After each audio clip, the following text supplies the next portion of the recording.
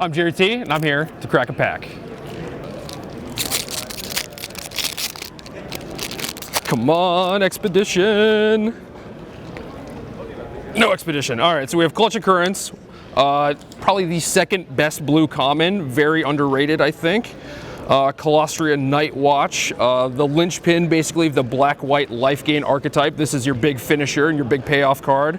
Swell of Growth, kind of a mediocre pump spell for a red-green landfall deck, but very, very tricksy because you can put in an extra land and get additional landfall triggers.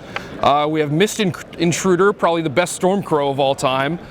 This is one of the cards I definitely like having in one of my processor ingest decks. You just get the ingesting going early and often, then you always have fuel for your payoff cards.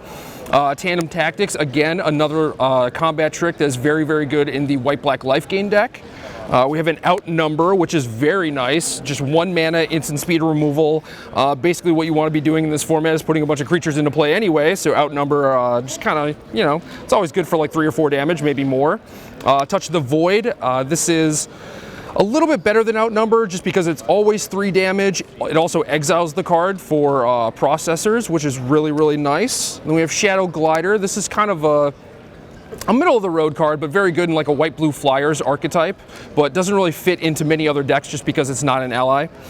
We have Stone Fury, which is a great removal spell for the red-green landfall deck. Again, you're just going to want to put a bunch of lands into play naturally anyway, so this is a pretty nice payoff for that. Can even take down big Eldrazi's. And then we have Smite the Monstrous, which is the very obvious answer to a bunch of big Eldrazi's that are running around.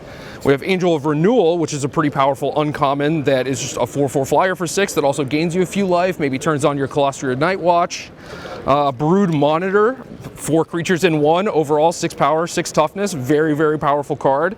Then we have Blighted Woodland, which is really nice because there's some Converge decks out there that definitely want to fix their mana, and this is kind of tricksy in that you might have some landfall creatures in play that they can no longer block because you can just put in some extra lands at instant speed. And then boom, the rare, we have Gruesome Slaughter, which I think is one of the best cards in the set for limited just because my Devoid decks want to have almost all colorless creatures, and this is basically a Plague Wind. It's going to take out almost all of your opponent's creatures.